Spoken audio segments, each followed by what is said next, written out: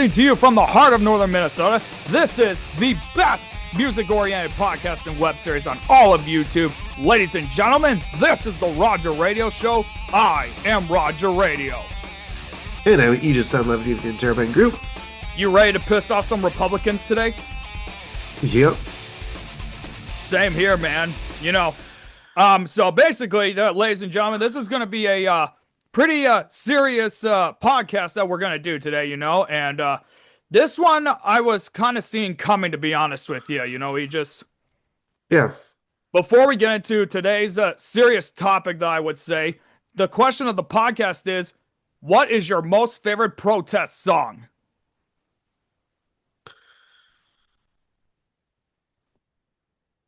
I will say, while I'm waiting for Aegis here, I think it's a tie between Killing in the Name of by Rage Against the Machine and American Idiot by Green Day.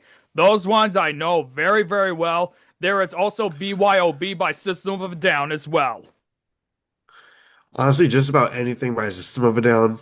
Right? But surely you have like a few Rage Against the Machine songs, right? I don't really listen to Rage Against the Machine. Oh. Yeah. Well, either way, ladies and gentlemen, as you know, the other day, our last podcast episode that we did was talking about the Grammys, and we did see how some of the speeches ended up going for the awards acceptance speeches, and pretty much there's obviously a giant elephant in the room with that. Today's topic is essentially talking about politics and music and protest songs, and, you know, just how the climate of music is changing. You know, to let you know, I have listened to a few of the songs that I want to talk about here, which is the subject of this, and I'm just going to say this right off the top, and I'm probably going to piss off a whole lot of people when I say this, but I don't give a fuck about that because of my First Amendment. I'm just going to say this right now off the top. What we are seeing in Minneapolis right now is 1939 Poland. Plain and simple. Yep. I have never condoned violence of any kind to normal citizens or innocent people who were not doing anything wrong. They were just trying to live their everyday lives. And to see the systematic targeting because of their race, color, sexual orientation, or gender, it's what the targeting of that, it's inexcusable. And ladies and gentlemen, we all know what's been going on in Minneapolis. You know, I'm not going to sugarcoat it. It's what we are seeing is Nazi Germany down there. I'm not saying that all the ICE agents there are racist or evil people. They are just doing the jobs that are asked of them. But in my opinion, they are abusing the living fuck out of their power that they are doing. They are abusing the living hell out of what they are supposed to do. I mean, I understand, like, even when I look back on the speeches that were given at the Grammys, I understand there is a conversation to be had when it comes to like certain topics, you know, when it comes to political issues or human rights stuff or anything in that nature. And obviously music has been a really good way to express that very clearly, you know, get it to a bigger audience, you know, instead of just going on, you know, like what we're doing right now and recording like a 2-minute, 5-minute rant or whatnot. These musicians have the ability to do that and use their words to move the listener to be like, you know what? That is a very fair point now that I think about it. Obviously, in the span of like the last few weeks, we have had about 4 protest songs that were made about what's going on in Minneapolis. And that pretty much shows that the music world and pretty much the whole country in general is watching us. They are literally watching Minnesota right now. And there was those 4 songs that were done by Bruce Springsteen, Billy Bragg, Waterparks, and Dropkick Murphys. And those are the only ones I know. There's probably going to be more. There might have been some that have already been made that I don't know about. And there's obviously going to be more that will probably be made. What do you guys say about them songs, Aegis?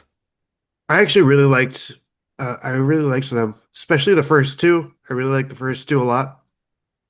Which ones were those again in particular? Let's see. Citizen ICE and ICE by Waterparks. Oh, yeah. I tell you one thing, out of all 4 of them, dude, Waterparks was the one that really went fucking hard. they went so hard on him, literally. Obviously, like when I was visiting with my folks and whatnot, my sister Brandy, she kept fucking turning on that Bruce Springsteen song. She cranked it all the way up, man. And holy shit, man, there was even one serious thing that my mom did say when we were talking, because we were just like about this and that and whatnot. And my mom said this simply: if my dad, he was as extremely um anti-government as you could get, as I would say. And if he saw what was happening in Minneapolis right now, if he were alive, he would have grabbed a gun and ended his life immediately. That's how much he wouldn't be able to take it. Pretty harsh interpretation of it, but it's the reality of it. Like my dad, he served in the Navy for a very long time, for a few years, and no, it pretty much changed him as a person and whatnot. And he, like I said, he was as anti-government as you could get. We even that flag that I have right there, that's by my leg lamp in particular. He had that thing hanging upside down on our front door, literally. Then after 9/11 happened, he was basically told he had to take it down, and he told the police chief in town, "Stick it up your ass." Mm. So there you go, ladies and gentlemen. The bottom line is that music has a really good way of expressing yourself, especially when it comes to certain issues and topics, And like I said, there is a conversation to be had with it, but there's just a lot of people out there who just don't want to hear it anymore. They're apparently getting sick of it.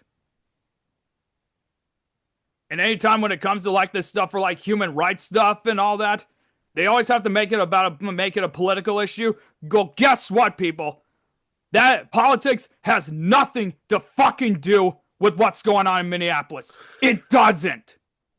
Yeah, it doesn't matter who you are. What they're doing is fucked up, and they should get there should be justice for what's going on. Yeah. I even These heard ICE that. agents need to be put in a fucking prison. Yeah. I mean, I even heard that right after the killing of Alex Preddy, they ended up determining that his death was a homicide. Yeah.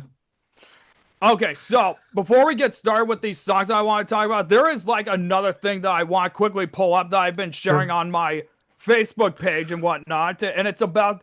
So there's this music festival that's supposed to be going on in the southern part of the U.S., obviously, and it's called Rock the Country Fest. And Shinedown was the first band to announce they are not taking part in it. You know why? Because it's run by Kid Rock. Oh, fuck that. Yeah. And and I actually read this statement on one of my YouTube shorts, and I'm going to read it right here for you. This here was the statement that Shinedown made when they announced that they were not going to play. And it says, and I quote, "Shinedown is everyone's band. We feel that we have been given a platform to bring all people together through the power of music and song. We have one boss, and it is everyone in the audience. Our band's purpose is to unite, not divide. With that in mind, we have made the decision that we will not be playing the Rock the Country Festival. We know this decision will create differences of opinion, but we do not want to participate in something we believe will create further division. And to our fans, thank you for supporting and believing in us. We love and appreciate you always. All love and respect, Shinedown."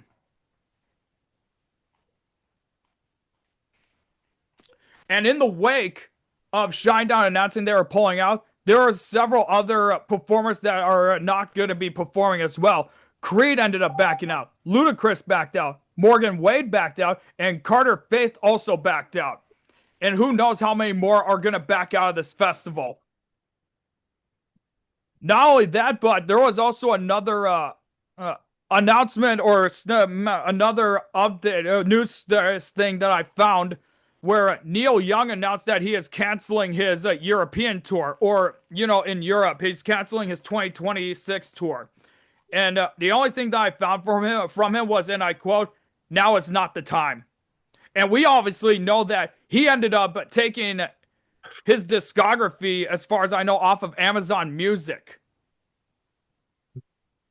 So yeah, Aegis. I know you listen to Amazon Music, but guess what? You're not gonna Yep. find his music on there.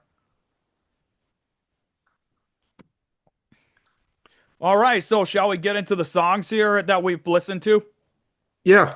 All right, so ladies and gentlemen, we're just gonna do a quick review of the four songs that we've heard, and then we're gonna quickly go through the song protest songs that are on Rolling Stone's article of 100 best protest songs. But I'm only gonna read the ones that I know particularly. There's like maybe 2 dozen Yeah. of them or something like that, and then we're gonna conclude it because Aegis here's got church. Yep. I don't have to be there until 3 though, but I do want to practice some of the choir music. Yeah.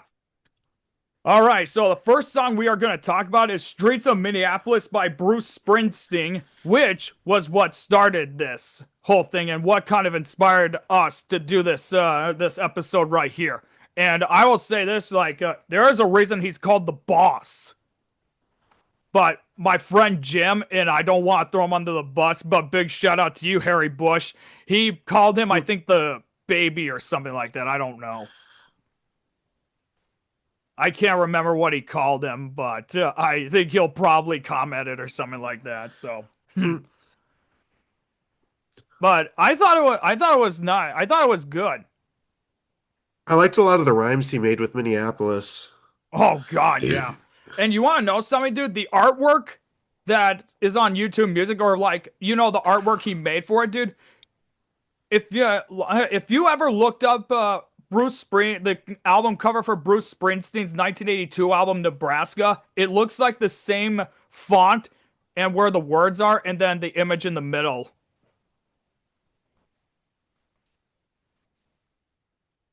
And yeah, like I said, man, there's a reason he's called the boss. Here, do you want me to go through the lyrics for this one? Yeah, why don't you go ahead and read through them? Okay. Through the winter's ice and cold down Nicollet Avenue, a city of flame fought fire and ice. Neath an occupier's boots, King Trump's private army from the DHS, guns melted to their coats, came to Minneapolis to enforce the law, or so their story goes. That is a powerful Again, part right there, you know. Like yes. we said, came to Minneapolis to enforce the law, or so their story goes. Like it's pretty much them spinning the narrative when it comes to saying one thing but completely doing another. Yeah. Against smoke and rubber bullets in the dawn's early light, citizens stood for justice, their voices ringing through the night, and there were bloody footprints where mercy should have stood. And 2 dead left to die in the snow-filled streets, Alex Preddy and Renee Good. Oh, our Minneapolis, I hear your voice, singing through the bloody mist. We'll take our stand for this land and the stranger in our midst. Here in our home, they killed and roamed in this winter of 26. We'll remember the names of those who died on the streets of Minneapolis. My question to you is like when he says we'll remember the names of those who died on the street in Minneapolis, do you think he's just talking about Renee Good and Alex Preddy, or do you think he could be talking about some other key figures, like George Floyd? I think he's mostly referring to uh Renee Good and uh fucking Alex Preddy, Yeah. I mean, but he even could them. also be referring to that too. Yeah, because remember, we all saw the footage of Derek Chauvin with his knee over George Floyd's neck, and I was sick to my stomach, dude. Yep.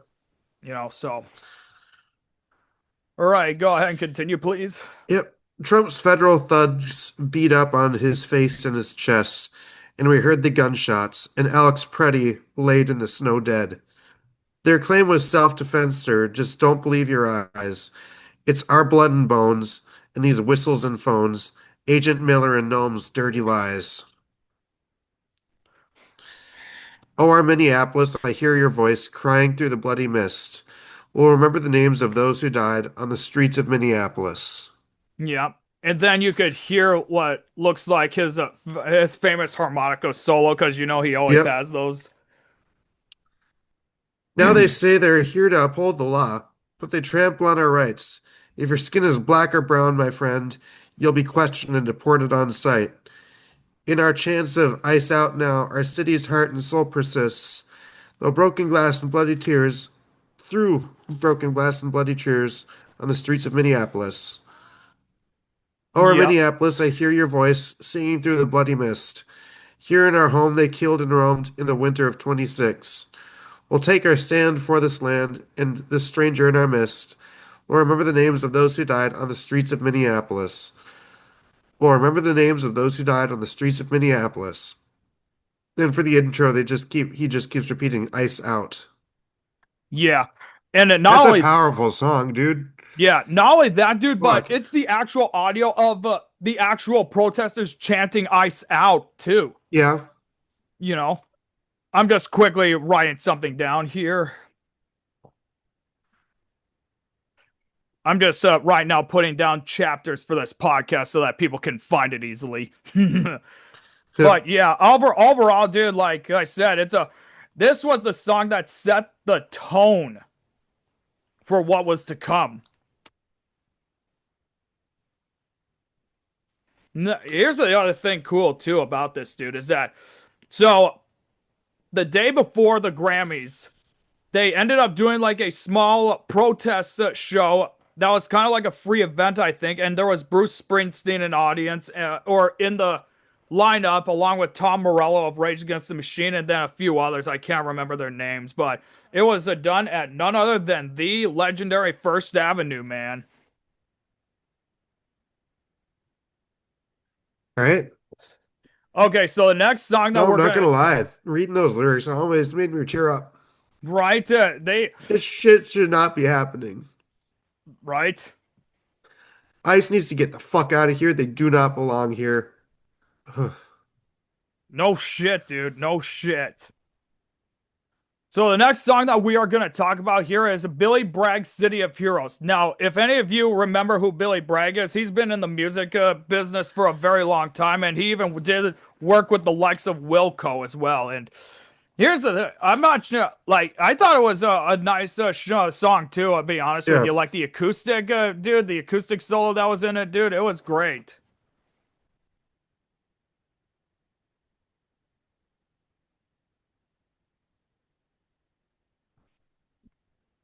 All right, I'm just making sure that I find what I need here.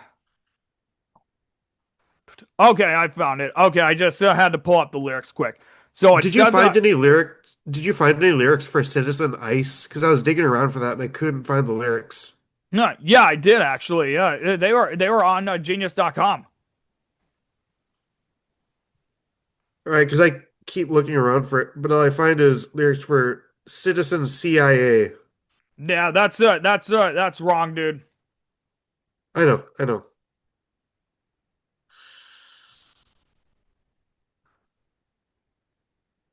Yeah, all you just gotta do is Oh, just there it put in. is.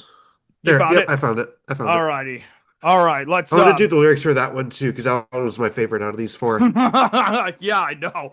Oh, I'll leave that one for yourself. All All right, yeah, right, you do just the other two. yeah. All right. So, City of Heroes is the ghost of Martin Naymoller, I think is what it's pronounced. The ghost of Martin Naymoller haunts the halls of history. When they came for the communists, he said, "It's nothing to do with me." When they came for the Democrats, he had nothing to say. And when they came for Jews, he just looked the other way. His silence didn't save him. When they came for him as well, there was no one to speak out for him. Resistance had been quelled. What excuses would you tell yourself if this ever happened to you? Well, I live in a city of heroes. I know what I would do.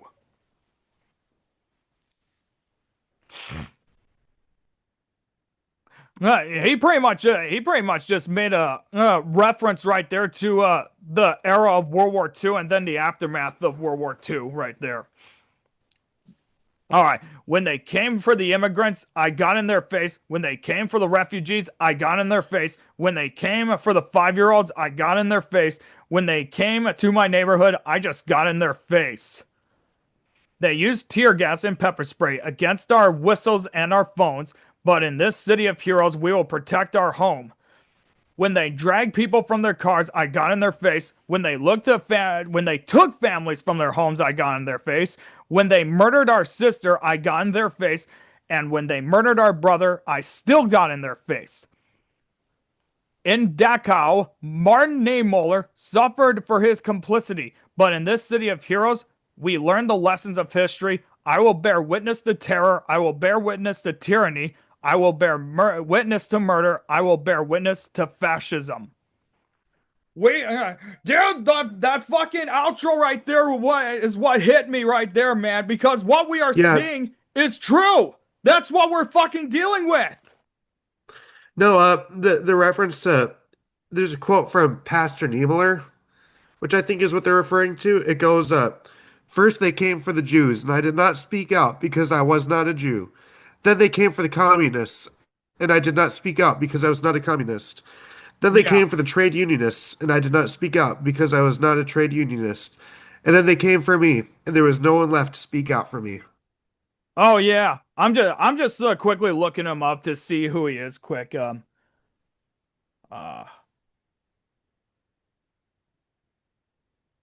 Oh yeah, I do see. Holy fuck, man. Huh. That's a really good quote. Right. All I could say is like, bottom line is that I didn't. It wasn't as much as like Streets of Minneapolis, but I thought it was a really good song right there. Yeah. So, all right. Next up, we are gonna do is "Ice" by Waterparks, and let me just say, dude, holy shit, I they really went liked this one too. hard on Mr. Trump. They went hard on his ass and on Ice and everyone in particular. I'm surprised they didn't include the quote "fuck Noam" or however her last name's pronounced again. I can't fucking remember. And you I think know it's what? just If pronounced if gnome. I said her last name wrong, I could give a shit less. Mm. Like, dude, all like, no, so far, dude, like these lyrics right here, dude, this is balls. This shows that they have a large set of fucking balls. And you know, like when I've listened to these songs, dude, the bar they like you have to have at least a large set of balls to like even take on stuff like this, and especially say "fuck you" to the most powerful man in our country. So, all right, you could go right ahead with this. I know you're just like jiggling it or giggling inside right now for this Mm. one. No, I wanted to do Citizen Ice. Well, it's the well. I tell you, well, dude, we're already about to do this one right here, so just give me a moment, quick. Let me quickly Okay. fucking write this down. Yeah. I thought you wanted to do that one. No, I was saying Citizen Ice by Dropkick Murphys that I You wanted didn't to do. say you. I didn't hear you say Citizen Ice, honestly, but I could be wrong. So give me a moment to just write this down. Okay.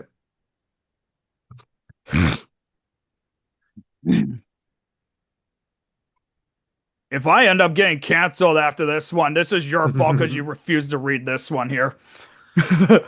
So it starts with "fuck Trump, fuck ICE, everyone involved. Every day is closer to the fall. Fuck Trump, fuck ICE, everyone involved. Every day is closer to the fall." And well, we already went past the fall season, but it'll be coming up soon.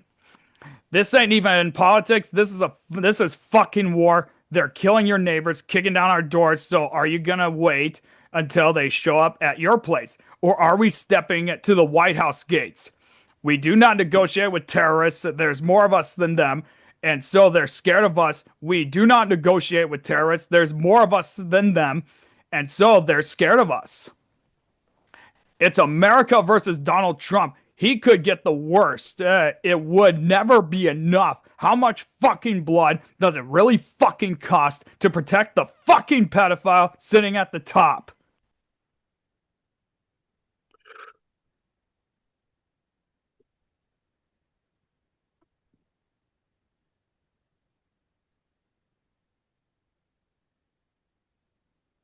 Holy shit. They just straight up called him a fucking pedo, dude. Give me a Well, to moment. be fair, he is.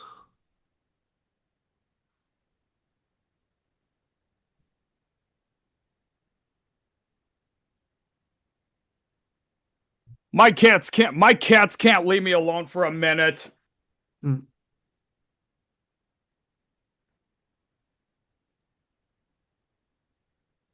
All right. So, hey, but yeah, dude, I was like, dude, that really fucking hit, dude. Like, oh my Yeah. God. Okay, here we go. Then pretty much the bridge is just them saying fuck ICE about 5 times and then bitch, fuck ICE, bitch, and blah, blah, blah, and so on. And then they'll say, I was just doing what I'm told. ICE about to get real cold. Follow orders into hell. Burn for every sin that you earned yourself. Dox every fucking agent, ready when they knock, say they don't need papers, live above the law, put you on the pavement, break your fucking jaw, protect your fucking neighbors before everybody's gone. I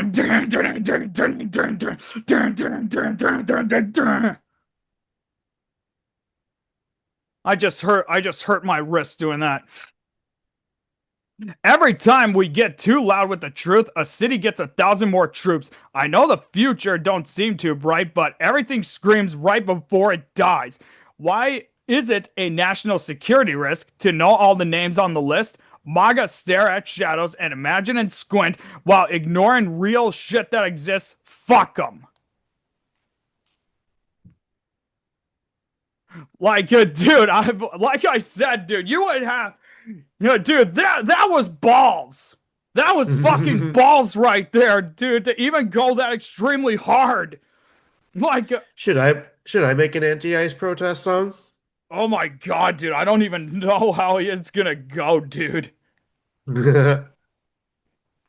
Maybe make a quote that actually says what we are seeing is the Holocaust in the 21st century.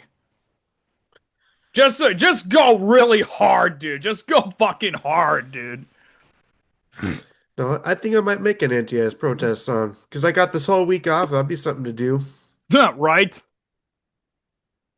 Well, you're lucky, dude. I have to work this week, so Mhm. I don't feel any better about this right now. So, all right. Next up, we are gonna do Citizen Ice by the Dropkick Murphys, and Dropkick Murphys are supposed to be releasing a brand new album at some point, and this was a song that they added literally at the last minute.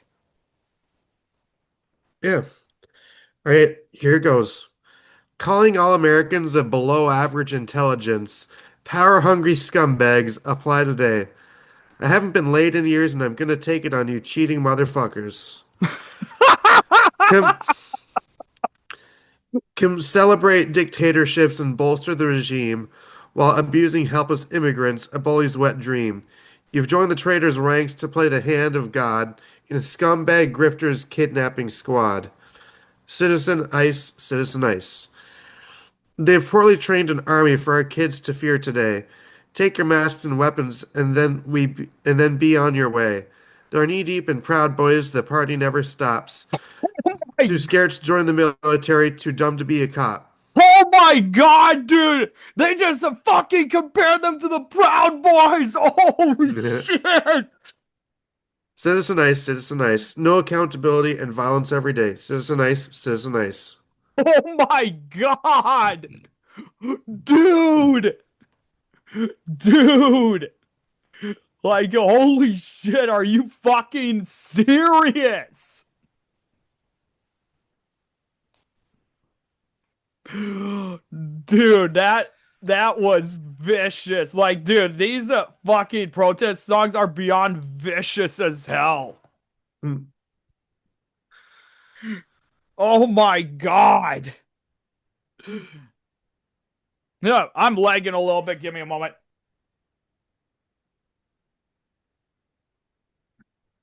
Let me see if this works.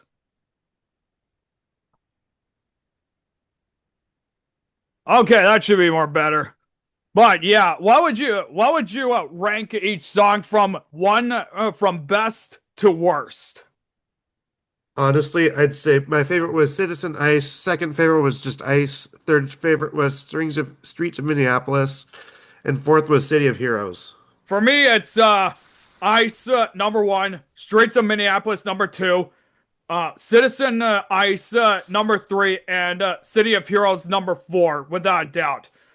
But yeah, the bottom line is like with music, dude, you can really make anything come to life through music. And that's what's so great about music. Even the freaking top guy for the Recording Academy who spoke at the Grammys, dude, he even said it best, like, music is the most powerful thing in the world when it comes to wanting to spread your message through anything. And even then, dude, like, that's what led to a lot of people making protest songs and other political statements in music, and even like concept albums would kind of be like giving activism or anything to spread the word about rights or whatnot.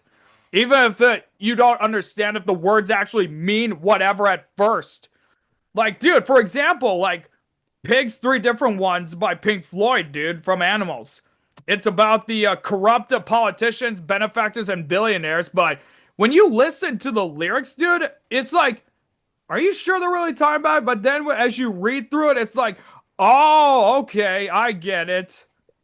I get it now.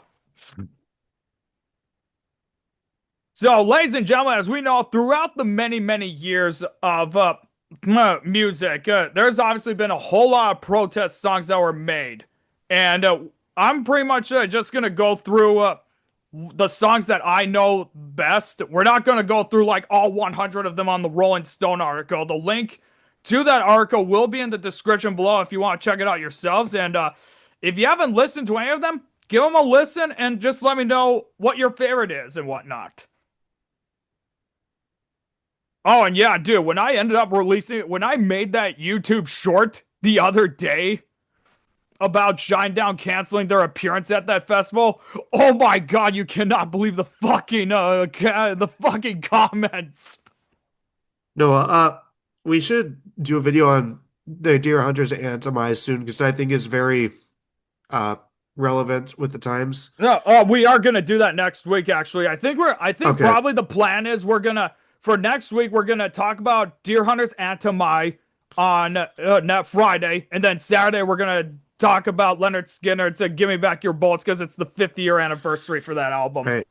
Yeah, because it says here, Anthem is it's a cautionary statement about how power corrupts and how compassion dies when people are separated too far socioeconomically. Yeah. Can you give us like a little bit of a sneak peek about it? Like if you want to talk about it here, we might as well since since we're talking about this subject. Yeah, it's kind of like you know what a dystopian novel is, right? Yep. Yeah, it's a dystopian album, I guess you'd call it.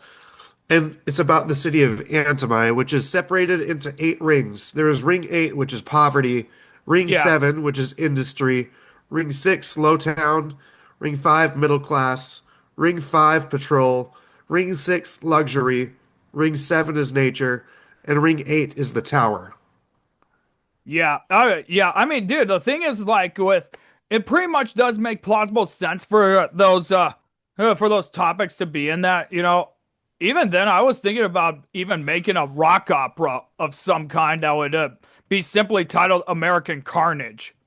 Basically the Yeah, synopsis of it is it would be taking inspiration from the 1949 film All the President's Men, a little bit of inspiration from the show House of Cards, and then I can't remember. There was something else that I wanted to include, and it's basically about a president who, yeah, it would be based on, it would kind of be inspired by the presidency of Donald Trump, so to speak. yeah, But the difference is like they did lose the election, but in this rock opera, the insurrection did succeed. And but okay, the only thing is like you know like how presidents are supposed to be like family men and all that. Well, yeah, no, another thing is that I would take this one scene from Citizen Kane about how Charles Foster Kane was a happily married man running for governor of his state, but only to be caught in a love nest with a mistress. So I would put that in, and that would be the so-called president's downfall in the music album, is being caught in a love nest, so to speak. And but he gets acquitted. But at the end, there is like a coup that happens that ends with the president's assassination. And I would take the exact quote that this governor from the movie All the President's Men or All the King's Men, and he would be like, "Why, why?" And that would just end the album right there.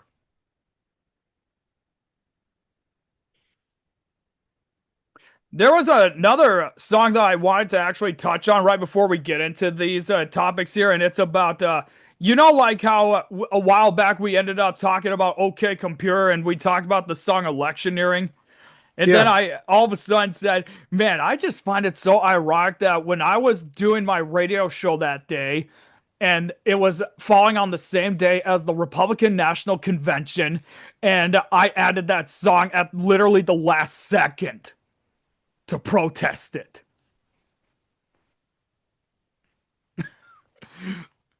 And dude, like I said, even then, I remember I think the radio station talked to me the next day, and they're like, you got a lot of balls, you know that.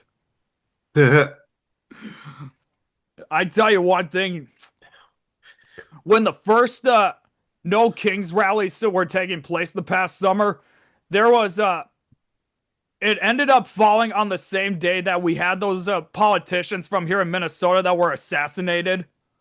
Or one of them was assassinated, but the other one survived. I was thinking about playing the song Take the Power Back by Rage Against the Machine. But if I would have did it on that day when it all happened, I probably would have gotten into a lot of severe trouble for it.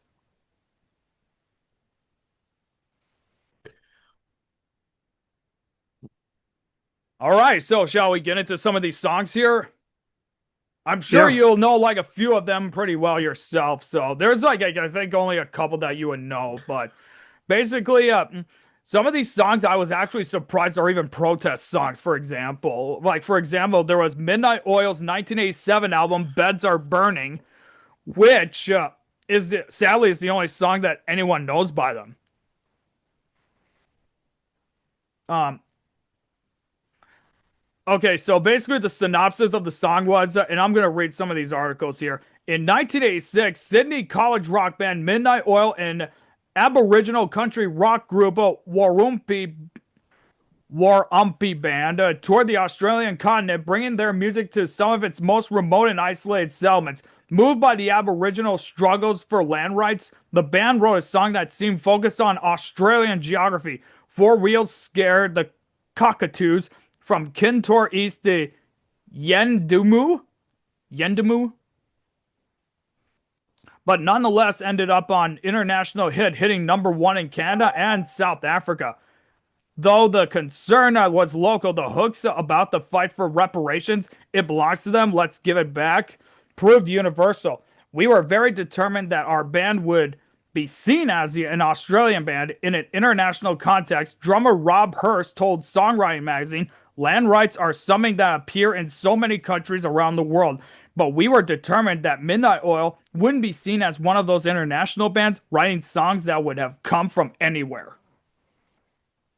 And then we end up taking a look back on good old Billie Eilish's You Cannot Have Home on Stolen Land, or whatever it was again. No, no one is illegal on stolen land. No one is illegal on stolen land. Thank you very much. That almost looked like an allude to that, even though it was way before she even made that speech. I don't think she was even alive back then. So Probably not. no one is illegal on stolen land. Then Fox News Sean Hannity, give it back then. All right, the Beds Are Burning was at number 97. At number 86 is the next song I know, and it's because of fucking Aegis introducing me to the song. It is none other than BYOB by System of a Down. Why don't presidents fight the war? Why do they always send the poor? We were Honestly, listening to System that of a song Down's last lyricism weekend at is my so house. fucking, it hits hard. Not only that, but it was like right a year after Green Day made their iconic album as well. So, all right. So, as the wars in Afghanistan and Iraq blazed nightly on TV and George W. Bush embarked on his second presidential term, new metal eccentric System of a Down released this ferocious blast that frontman Serge Tankian? Tonkin. Thank you. He called blast that the frontman called anti-fucking imperialist, vacillating between manic thrash and sparkly disco metal, BYOB or Bring Your Own Bombs. made enlisting for the military sound like a night at the club. Everybody's going to the party, have a real good time, dancing in the desert, blowing up the sunshine. If the theme proved too arc, they provided a hardcore Dakota straight out of Black Sabbath's War Pigs. Why don't presidents fight the war? Why do they send the poor? Dude, I did not fucking know that! Yeah. Jesus fucking Christ, dude, I did not even know about that! That's one of Here's my a. favorite System Huh? of a Down lyrics, though, is why don't presidents fight the war? Why do they always send the poor? I like that line. Yeah. No shit, dude. Like, whoa. Like, even though you wouldn't fully understand the lyrics, dude, they do cut to the core. Yeah. Next up, that I have on here at number 81, and I'm surprised at this one. It's Iron Maiden's Run to the Hills from 1982. I did not know this was Ooh. another protest song either.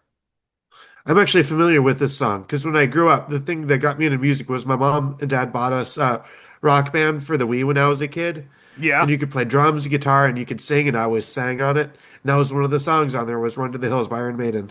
And that was one of my favorite songs on there. right. All right, so representing the new wave of British heavy metal, Iron Maiden penned one of the genre's most evocative protest songs by turning their eyes to America. Run to the Hills documents Europe's violent colonization of Native American land. White man came across the sea. He brought us pain and misery. He killed our tribes. He killed our creed. He took our game for his own need. In a literary twist, vocalist Bruce Dickinson sings from the perspective of both fleeing Cree and bloodthirsty settlers. Bassist and songwriter Steve Harris took his inspiration from the frontier stories of novelist Louis L'Amour and intentionally made the riffs sounding like galloping horses.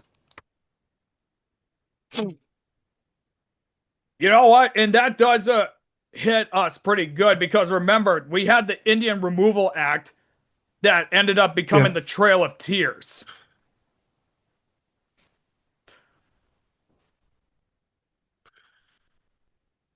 Next up, we probably have who I would say is probably among the most outspoken country artists of all time, and that is Johnny Cash himself with his song "The Ballad of Ira Hayes" from 1964. Now, he didn't seem like much of a very outspoken guy, but he really was. He was a guy who fought for equal rights for because he himself was in prison, in and out of prison and jails so much, he really sympathized to the prisoners. He was calling for prison reforms, and he was also calling for very huge equal rights for Native Americans. All right. Galvanized by the civil rights activism of the early 60s and the belief that he was part Cherokee, Johnny Cash dedicated an entire concept album to the country's many injustices against Native Americans. Called Bitter Tears Ballads of the American Indian, it was soft censored by a scared label and banned at many radio stations. Cash published an open letter in Billboard that asked DJs, station managers, owners, etc., where are your guts?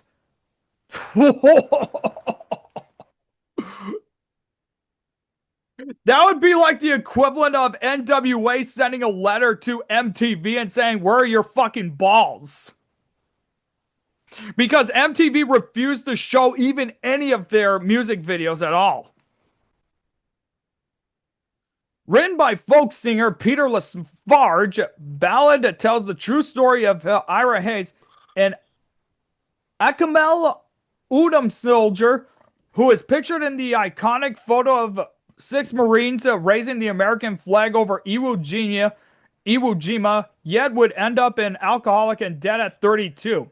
An indictment not only of the country's vicious treatment of Native Americans, but of its neglect of military veterans. The Ballad of Ira Hayes is a heartbreaking look at how one man's government failed him and his people.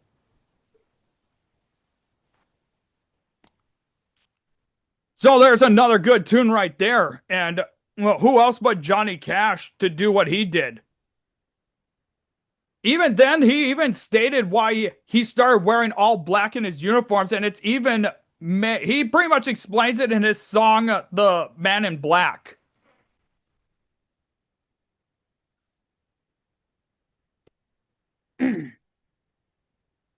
Next up, right here at number 65 is another from another protest song from another country legend, and this is Chris Christopherson's "They Killed Him" from 1986. Hang on. Stupid fucking cat won't shut up. All right.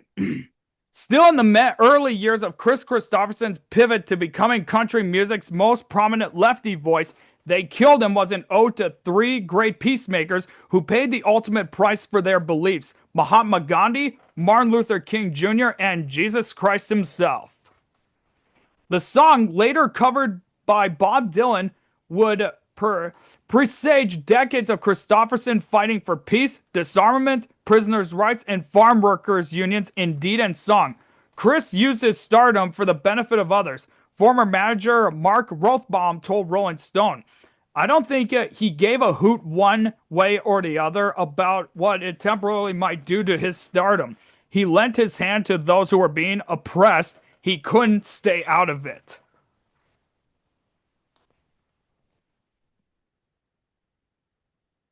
I mean, dude, it's even amazing to see like how there are country singers who would even make protest songs, but when you look at today's country music landscape, what do you think they're singing about instead?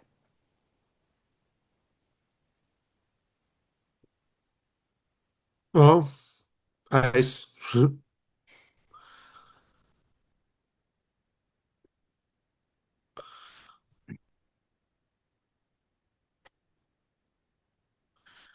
Okay, next up at number 59, changes by none other than the legendary Tupac Shakur and Talent from 1998.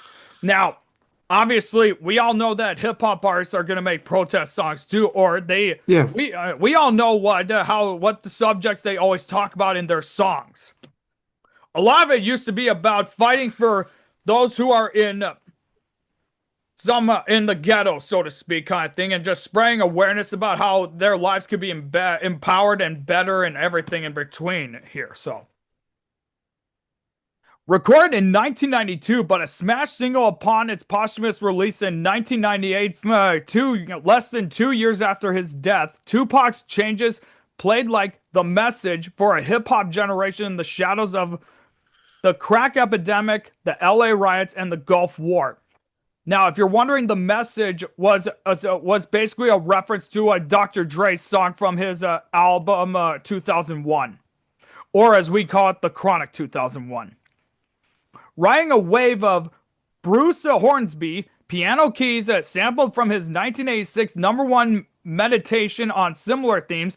The Way It Is, Tupac runs through a tornado of woes: drugs, racism, police brutality, hunger, the prison industrial complex, the murder of Huey P. Newton in his in,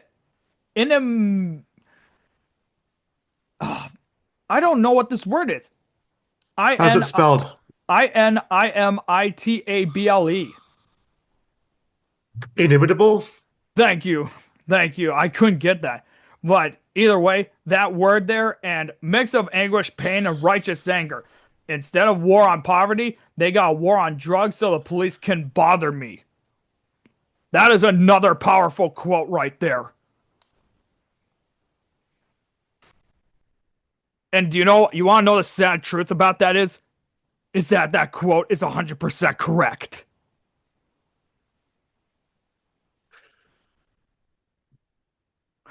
Next up at number 48 is none other than Black Sabbath's War Pigs, which just so happened to be covered by Post Malone and all them other guys at the Grammys.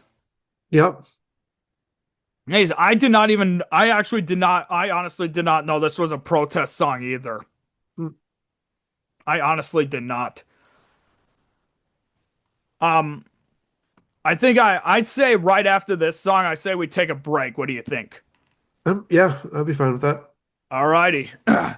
All right, the song goes as this. Masters of War meets the Masters of Reality in heavy metal's defying anti-war tirade, originally called Walpurgis, a title deemed too evil by the record company. War Pigs was, according to bassist Geezer Butler, made to show that war is the big Satan.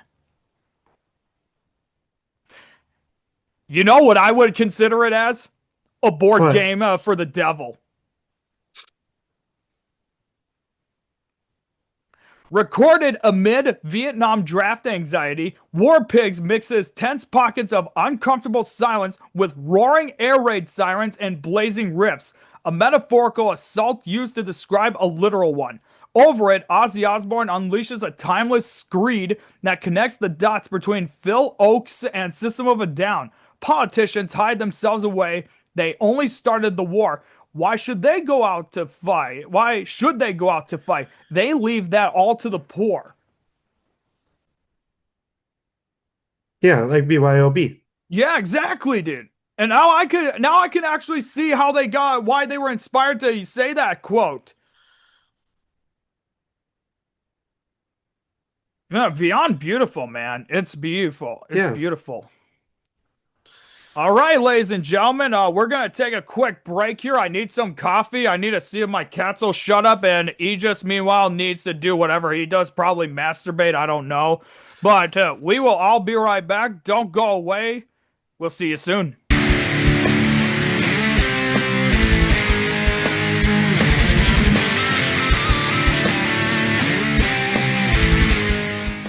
Ladies and gentlemen, I tell you, after a long, stressful day, you know it's sometimes just good, relax, and just enjoy the weekend while you can. In this case, for me, music-wise, honestly, I have to enjoy my weekend by just sitting back and having me some Post Malone Oreo cookies right here.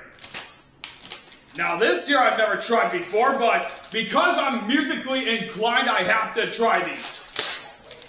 Holy fuck, that actually looks good. Take a look at that. Take a look at that. It looks like a reverse Oreo cookie, but it's almost like it went halfway and they still didn't go back ever. Might as well give this a try. That looks incredible. Well, cheers.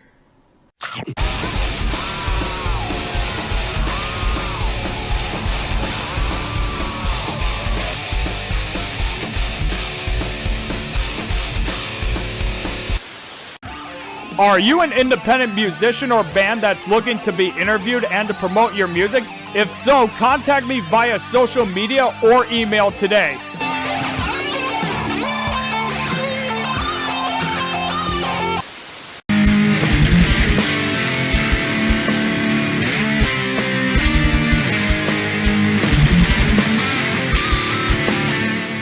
What's up, ladies and gentlemen? Bruce Springsteen here, along with his guy from the E Street Band, whoever you are, and welcome to the Roger Radio Show, where we are talking about probably one of the most tense topics of today's podcast, politics in music and protest songs.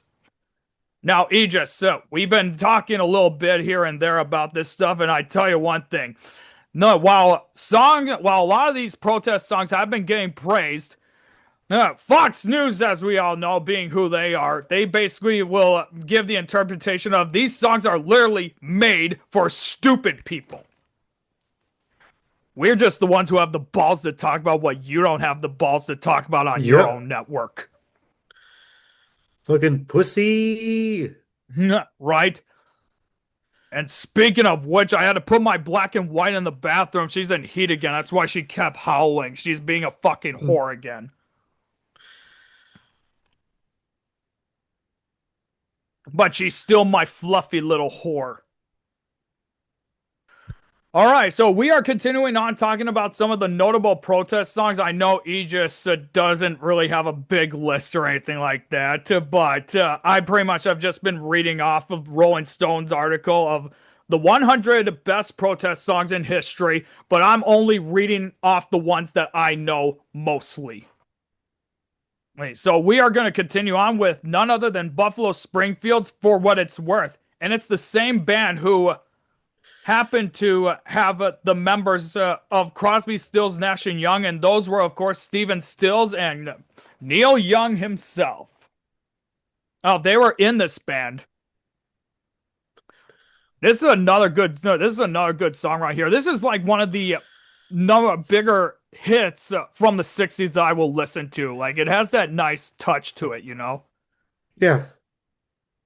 Alrighty. The article says here, when the nascent hippie counterculture exploded in 1966, business owners on Hollywood sidewalks were rankled, not ranked, rankled, because they put an L in it. They were rankled by long hairs and unsavories, flocking to rock clubs like Pandora's Box and Whiskey A Go Go. That basically everyone used to have to look nice and neat and whatnot, like clean cut, clean shaven and trimmed up, but they stopped doing that. A 10 p.m. curfew meant to curtail the influx ended up as a collision between tear gas chucking police and throwing rock throwing kids, marking an early battle of the culture war. Stephen Stills of the Whiskey A Go Go House band of Buffalo Springfield wrote the lucid folk rock rumination.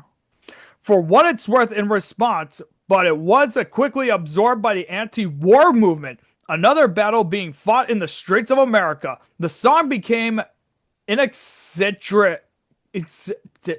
Dude, I'm feeling like fucking butthead trying to pronounce these words. This is a word spelled? Inextricably. Dude, my fucking Shit. English was bad and my high school English was ass. Literal ass. Right, spell it for me again. Inextricably. Oh, inextricably. Okay, thank you. But, yeah. The song became that linked to Vietnam in film and TV, a protest about civil liberties on one Los Angeles street, expanding exponentially to represent a worldwide protest for human rights.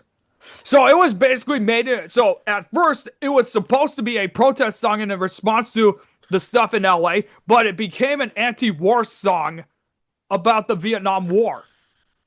Okay, cool. I mean, I did not even know that. Like, it's amazing. Like, you assume that it's going to be about protesting one thing, but all of a sudden it's like a cultural phenomenon. Like, whoa, shit, it's not even about that. We were just making this protest song about this. It don't matter. It became a cultural phenomenon. Oh, this here is probably one of the most iconic here, and this was actually one of my dad's all-time favorite songs here, and one of his all-time favorite bands, actually. And it's none other than U2's Sunday Bloody Sunday. And I will say this, out of all the musicians in the world, I don't think of one person who is way more outspoken about human rights than the legendary Bono himself. He is as outspoken as you could get. And I'm actually wondering right now, where is he in this time of need? Where are you, Bono? We need you.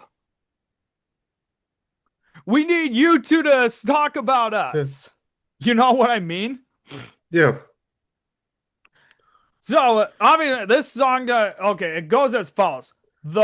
Though this stomping anthem was named after the 1972 turning point in the Northern Ireland conflict, which is basically the Irish Civil War, you know. We all know about that travesty.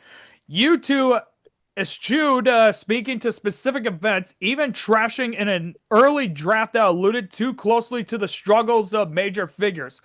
Instead, the band opted for a universal and non-sectarian song about how the specter of war haunted and continued to haunt us all. A nonpartisan plea for peace, How Long Must We Sing This Song? Sunday Bloody Sunday became one of the most iconic pushbacks of the music video era.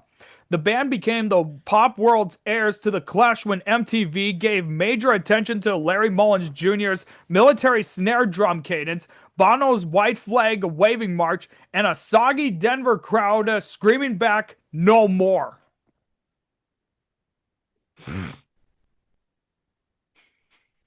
Just imagine if they ended up talking about the Saturday Night Massacre.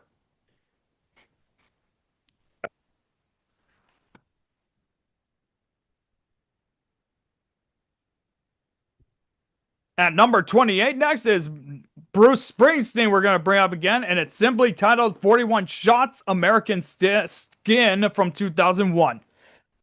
The February 1999 killing of Amadou Diallo, a black cab driver slain in the Bronx when plainclothed cops fired 41 bullets at him, later claiming to have mistaken the wallet in his hand for a weapon. Oh, how many cops do you think fucking say that?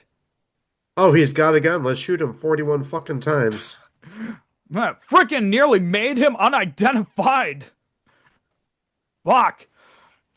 Anyway, right after they did that mistake, it was so outrageously wrong that anyone in a shred of a soul could see the injustice. That didn't include the police organizations who denounced Bruce Springsteen as a quote-unquote fucking dirtbag and demanded a boycott of his shows after he debuted this crushing ballad on the E Street Band's 2000 reunion tour. It ain't no secret, you can get killed just for living in your American skin.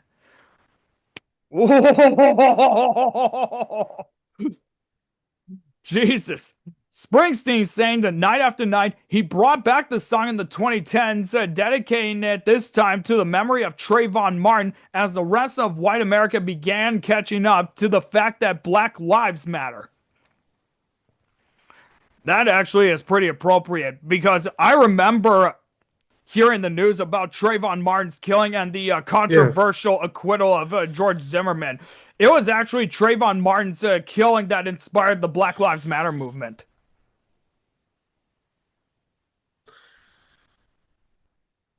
Another name in a long list of martyrdom, as I would call it. Or at least like a name to represent something, to mean something.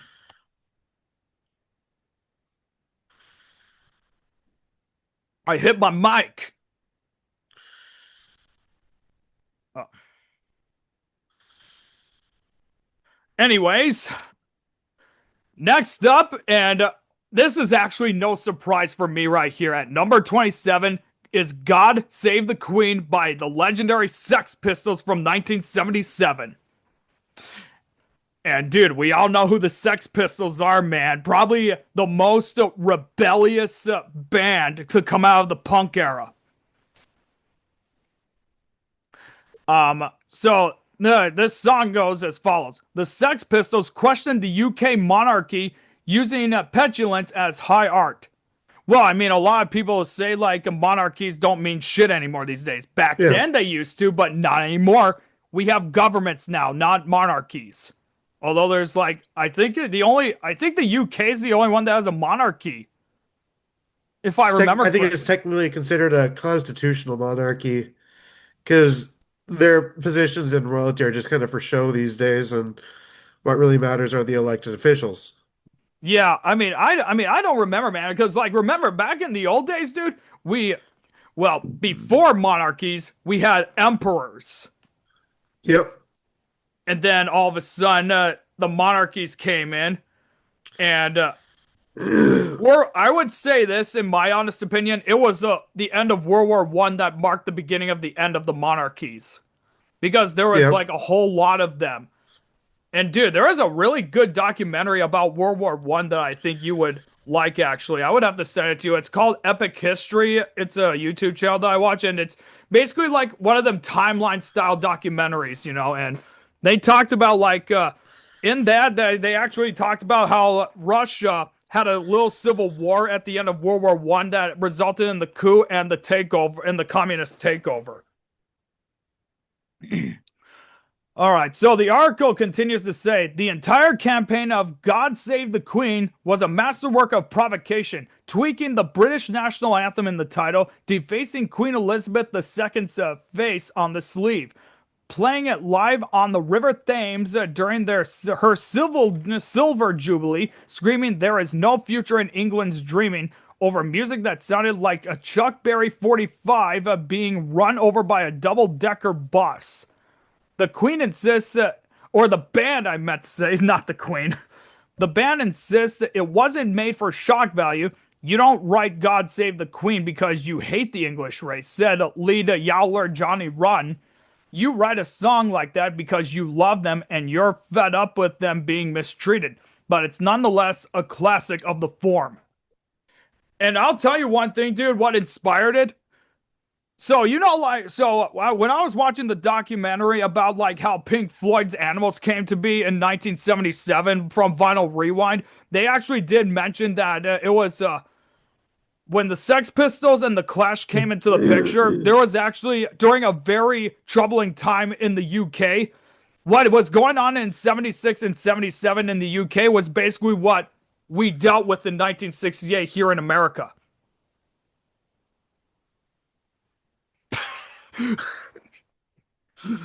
You just looked back and it's like I don't know why that was funny. I was hearing some weird noises. Yeah. Anyway, I was like, basically this looked like a really good protest song without a doubt. All right, we still got a few more to cover, so we're gonna quickly continue on. Next up, we got oh, dude. If Green Day doesn't play this fucking song, dude, I'm gonna blow my brains out. It is American Idiot by 2004 at number 25. And they're supposed to be doing a pre-Super Bowl show. If they do not perform this song, dude, I am going to lose my shit. And not for a good reason. Okay. On the title track of Green Day's ambitious 2004 album, American Idiot, Billy Joe Armstrong channeled his rage and disgust at the state of American politics during the presidency of George W. Bush into a pounding condemnation of mindless jingoism and pro-war cheerleading. What Armstrong called a purging became the Bush era's greatest rock and roll Jeremiad, or whatever. 2 decades later, Green Day proved how relevant the song has remained, performing American Idiot live on the legendary Dick Clark's New Year's Rockin' Eve with Ryan Seacrest. Armstrong changed the line, "I'm not part of a redneck agenda," to "I'm not part of the MAGA agenda." I fucking love that. Dude, I fucking love Billy Joe Armstrong so much for that. And you want to know something else too, dude? This song is as relatable to our current landscape today as it was back then.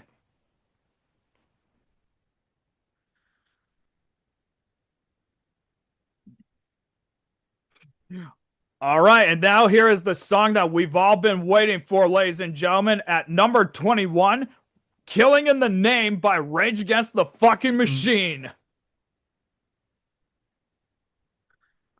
You knew this one was coming. Yep. You knew. All right. It says, if any good came of the rap rock wave of the 90s, a huge part of that good came via Rage Against the Machine. On their 1992 clarion call, Killing in the Name, frontman Zach De La Rocha sounds off on racist policing. Some of those that work forces are the same that burn crosses. Before landing on the indelible chant, "Fuck you, I won't do what you tell me." As Rage guitarist Tom Morello told Rolling Stone in 2022, to me it relates to Frederick Douglass. Frederick Douglass said that the moment that he became free was not the moment that he was physically loosed from his bonds. It was the moment when Master said yes and he said no, and that's the essence of "fuck you, I will not do what you tell me." Now, I'm gonna say this honestly, dude. It doesn't say that it has anything to do with any other topic or event, but I do believe this song was written in response to the Rodney King beatings. And then as a result of the other controversial not guilty verdict of the police that beated him, we saw the LA riots happen. About 2 to 3 neighborhoods burnt down to the ground. Let me see how many we got left. Huh. All right, there's about 10 more songs that I'm going to get through here quick. So, Okay. next up we got is Give Peace a Chance by John Lennon and the Plastic Ono Band from 1969, dude. And yeah, this here, dude, there is a reason why John Lennon became what he became in his post Beatles career. John Lennon and Yoko Ono were at their second bed in for peace in 1969 when the Beatles decided to record this counterculture classic. Hunkered down in room 1742 at the Queen Elizabeth Hotel in Montreal, Canada, the newlyweds recruited Tom Smothers, Timothy Leary, and Petula Clark for the track, which bracketed its sample anti-war chorus with some vintage Lennon nonsense about minister, sinister, banisters and canisters, bishops and fishops, and rabbis and Popeyes and bye-byes. Released as what would become John Lennon's solo debut single, the song became an anthem sung by protesters as the war in Vietnam raged on. Another interesting note to tell you, dude, is in the wake of when that song came out and because of John Lennon's activism, the government under Richard Nixon tried to have him deported and banned from the U.S. Fuck. Remember, dude, this was during the Richard Nixon days. And we all know how extremely paranoid he was. Mm-hmm.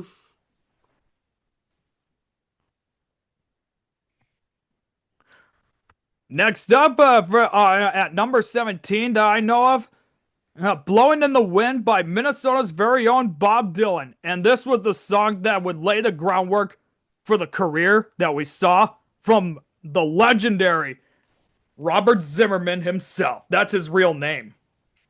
Yeah. I actually thought it was gonna. Oh wait, actually no. That's the other song that was a symbol of hope and promise and all that. Actually, it was. I thought they were gonna have Times They Are Changing from him on here, but I don't think I would consider it like a protest song. It's more like a song of hope. You know. Alrighty.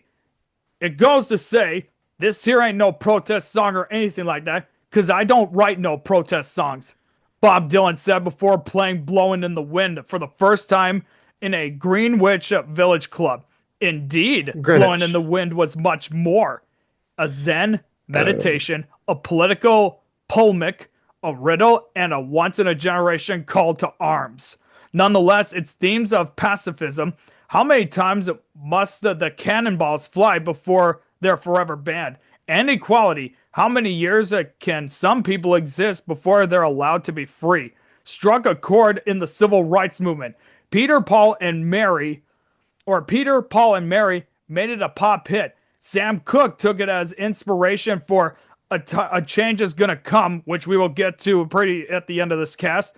Christian folk masses added it to their songbooks, and protesters across multiple American wars put it on their playlists. What's the article you're reading again? Rolling Stone's 100 Best Protest Songs.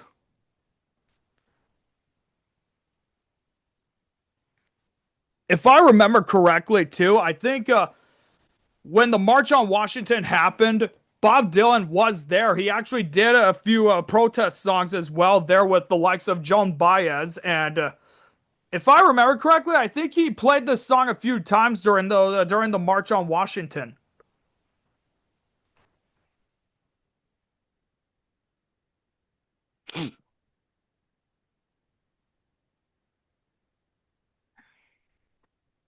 Did you find what you need yet? Yeah, I was just pulling up that article just to see. Yeah, I got you. Alrighty, here we go. Next up, and it's obvious. This song actually is not a surprise right here. At number 15, for the songs that I know, is "What's Going On" by Marvin Gaye.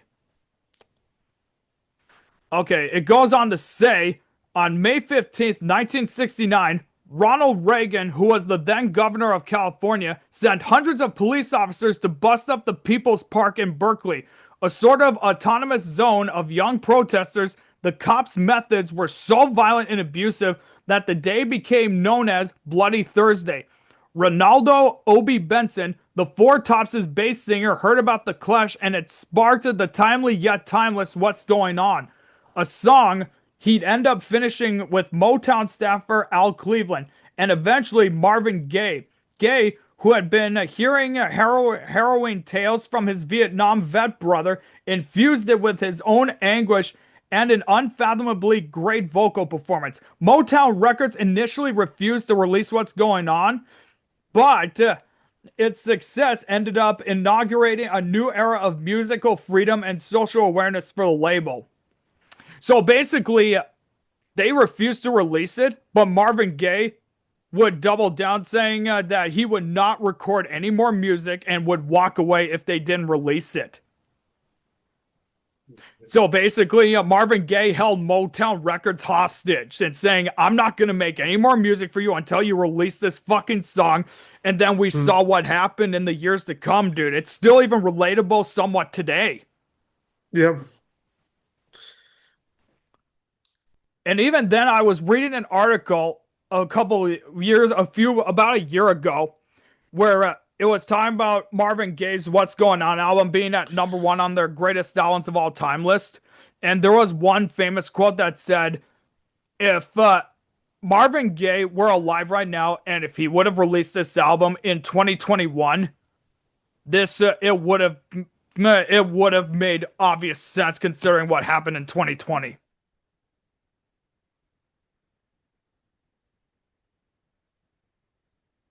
Next up that we got here is at number 13 is Creedence Clearwater Revival's Fortunate Son. And this is obviously probably one of the most iconic songs from the Vietnam era, as I like to call it. And it is a good song, dude. And especially when you have John Fogerty like that, dude. You'd think that Creedence Clearwater Revival, with how their sound is, they would sound more Republicanish, but that's not the case.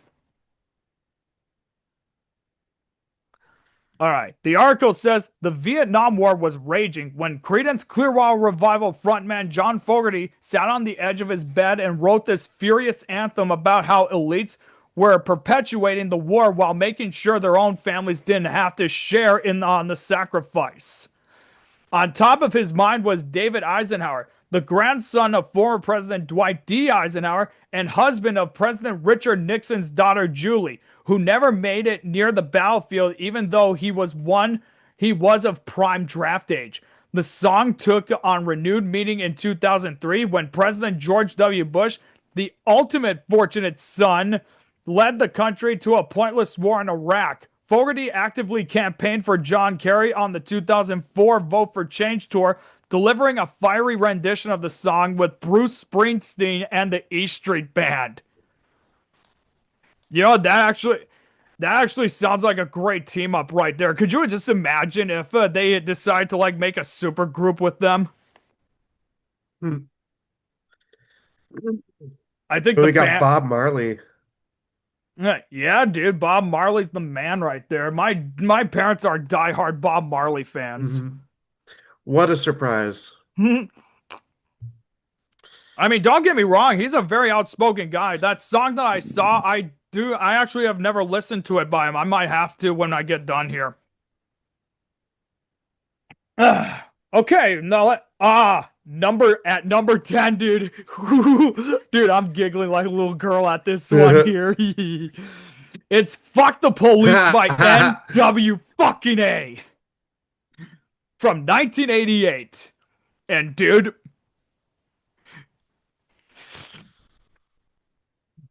all right, here we go. Roger, would you mind explaining to us what NWA stands for? Fuck you. Fuck you, dude. Everyone wants to know, Roger. Tell us, what does NWA stand for? Look it up on Wikipedia. We ain't going there. Anyway, the article says, asked what "fuck the police" meant to him 3 decades after he wrote it, Ice Cube said the song was 400 years in the making, and it's still just as relevant as it was before it was made. After the authorities hassled the Cube, his friends, and his family throughout his school years because of their skin color, he decided to exact lyrical revenge in 1988 with a 6-minute mock trial. Dr. Dre, who was acting as the judge, presides, while Ice Cube, MC Ren, and Eazy-E, who are the prosecutors, present their evidence, accusing cops of racist car searches, frisks, and home invasions. Judge Dre, of course, hits the dirty cops with a ruling that has been sprayed painted on car walls ever since. Fuck the police. With the rise of Black Lives Matter protests against police brutality, the song has continued to resonate. Streams of the track surged nearly 300% in the weeks after George Floyd was murdered. Fuck the police, coming straight from the underground. A young bleep got it bad cause he's brown. They have the authority to kill a minority. The black police showing out for the white cop. It's a fucking banger right there, dude. Next up, we got for on this list I know fondly. It's Ohio by Crosby, Stills, Nash & Young, and I'm not surprised that it's among the top 10. It is one of the most iconic protest songs of all time. Even though it wasn't included in their 1970 magnum opus Deja Vu, it's still as huge a hit as Deja Vu was when they all both came out together.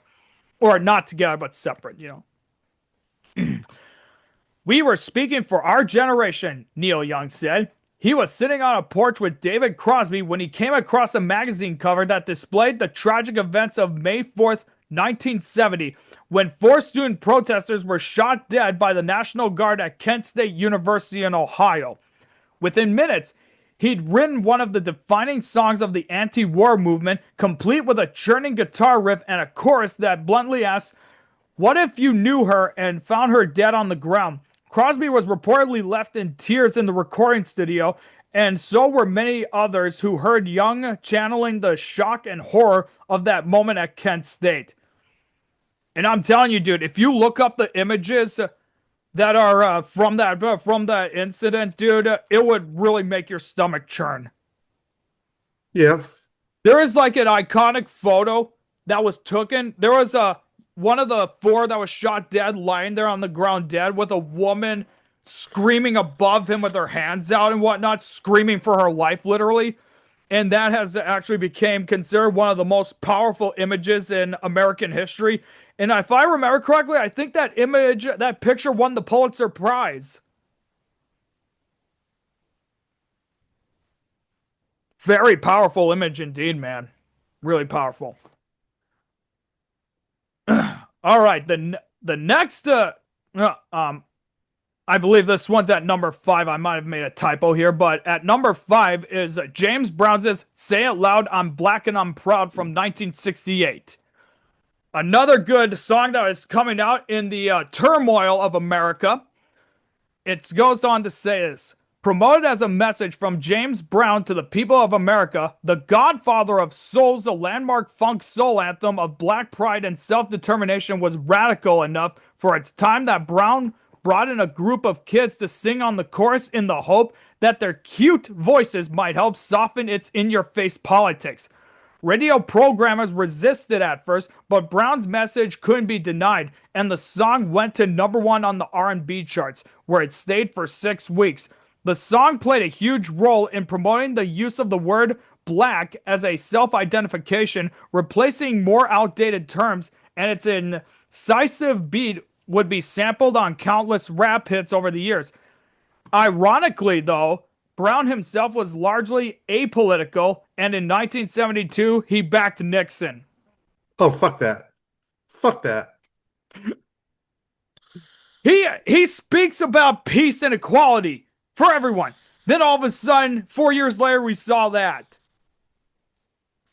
It's basically like also the equivalent of, for example, Will Chamberlain from the NBA. he ended up backing Nixon, and he didn't really see. He was a guy who pretty much stayed silent on those topics about, equal rights for Black Americans, and he never spoke a word about it, saying that it's not my business. I At actually number, know this next one too. what's that? Number four? I actually know number four. Oh yeah. Next up here is Aretha Franklin's "Respect." And yeah, she is actually one of my favorite musicians, at least in the blues era or R&B sound. Yeah. Like she is a defining voice. She was a name of a generation right here. Here, Eric Clapton got to work with her on what I believe is her all-time greatest work, actually. All right, it goes on to say Aretha Franklin was 7 long years and several failed albums into her professional career when she entered New York City's Atlantic recording studio with producer Jerry Wexler in early 1967 to lay down a cover of Otis Redding's Respect. The song was written from a point of view of a man arrogantly demanding respect from his partner, but Franklin flipped it around and delivered it from the point of view of a beleaguered woman, adding in the unforgettable RESPECT and Sock It To Me segments. She was demanding respect not just for herself, but for women everywhere. It was a rallying cry that echoed throughout the civil rights movement and the women's lib movement. Franklin was born to be a superstar and icon. This is the song that made it possible. And we saw how her career ended up becoming right there as a result of it. All right, we got 2 more songs that we are going to do, and these ones are no surprise here, honestly, for me. Number 2 is Fight the Power by Public Enemy from 1989. And includes my boy Flava Flav, which is probably my favorite funny name right there. Flava Flav. Yeah. It goes on this, and dude, Public Enemy, dude, they were just around the time of NWA and 2 Live Crew, and they were considered among the big 3 or big 4 of like their style that they did. But I think Public Enemy was at least not fully hardcore when it came to their music like NWA was, but they are just a very iconic name as well. All right. Taking a cue from the I.C.E. Brothers' funky 1975 single, Fight the Power, and repurposing its refrain, we gotta fight the powers that be, Public Enemy crafted an angry yet focused new manifesto of resistance to serve as the intro music for Spike Lee's 1989 comment on prejudice, Do the Right Thing. For Chuck D, the powers were racists, rednecks, superficial liberals, Elvis, John Wayne, and even Bobby McFerrin's feel-good hit. Or was it complacent? Don't worry, be happy. Anyone and anything that has stood in the way of true equality for black people for the past 5 centuries. Most of my heroes don't appear on no stamps, Chuck explains, and he minces no words in saying what he wants. Power to the people, no delay. There is a reason why the Second Amendment was there. The Second Amendment is actually intended to be like, in the event that the government tries to step in, you have the right to defend yourself. So it's basically trying to protect your government against their government or whatever kind of thing. I can't remember. But it seems like power to the people is like a call to arms kind of thing, but not really saying, hey, let's pick up our guns in a civil war.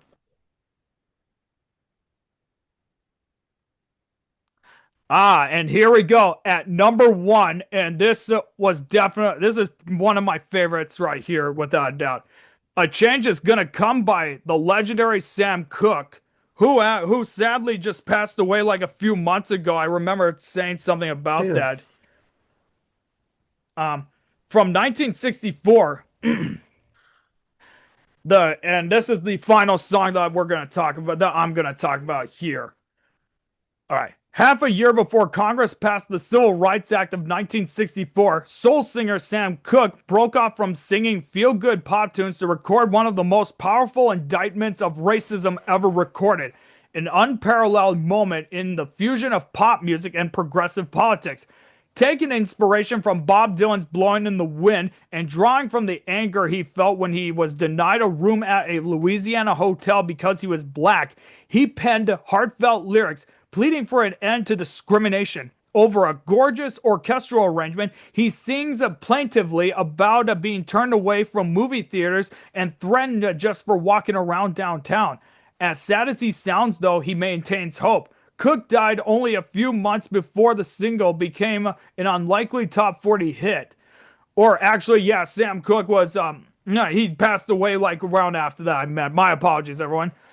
But right before the single became an unlikely top 40 hit, but the song was endured. Aretha Franklin, Otis Redding, and even Beyonce have all covered it. And Betty LaFette and John Bon Jovi performed it at President Obama's inauguration concert in January of 2009. Sadly, right before the song ended up where it is, Sam Cooke, I believe, was killed in a plane crash. If I remember correctly, I think his plane crashed somewhere over an ocean or a lake, and his remains they still could not find today. Fuck. I'm gonna take a look quick. Huh. Yeah, but it was December 11th, 1964 when he died. Let me see here quick.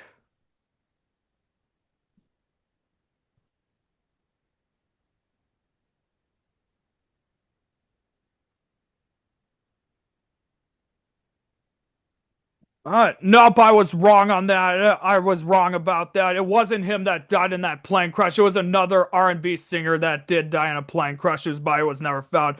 Sam Cooke was basically shot to death.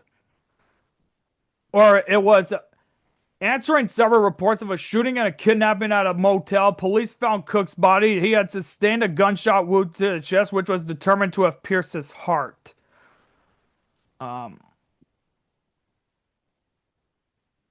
Yeah, a very sad end for his life right before he was able to enjoy the fruits of his labor, but his legacy endures because of this song. Yeah, those are all the songs that I really know about when it comes to protest songs. But the bottom line that I can tell you, ladies and gentlemen, is protest songs are very, very powerful, whether you like them or not. Mm-hmm. They still endure even to this day. Just because they are sung about for one topic does not mean it's going to fully relate to that topic. It will be a bunch of other stuff that could happen down the road that it could just be relatable to. And that's why music is really great with that, in my opinion. Do you have anything that you want to say, just about some of these songs? I have this next week off, so I'm going to write myself a nice fucking protest song against ICE. That's what I'm going to do. I'm going to play my part. And I have a friend I could talk to who could probably help me get it recorded too, which would be cool. And then I'll post it on the Intermission group. Might have to make a music video too. We could.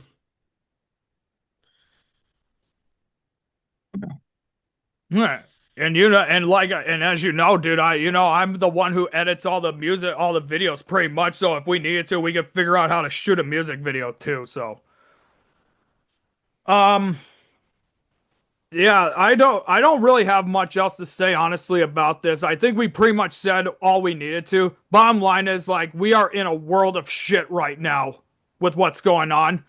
And music will always find a way to, give a sense of hope and promise, and that's what's great about music, really. So, all right, ladies and gentlemen, that's gonna do it for this podcast here. Thank you all so much for watching. Are there any protest songs that you know about? Let us know in the comments below. I also encourage you to look at the articles that are down below as well, and let's try and keep the comments civilized, for God's sake, please. That's all I can say. In the meanwhile, if you have any ideas for any other music-related topics we should talk about, and etc., comment it in the comment it as well. And if you want to see more from us, subscribe to the Roger Radio Show today. Hit the bell to be notified when we're on air, and hit the like button. Meanwhile, subscribe to the Intermission group as well. We're going to be planning some other projects there. And be sure to follow me on all my social media. The links to all of that will be in the description below. Aegis, any final words? Got nothing. All right. Ladies and gentlemen, thank you all so much for tuning in. And as always, until next time, ta-ta for now. Peace.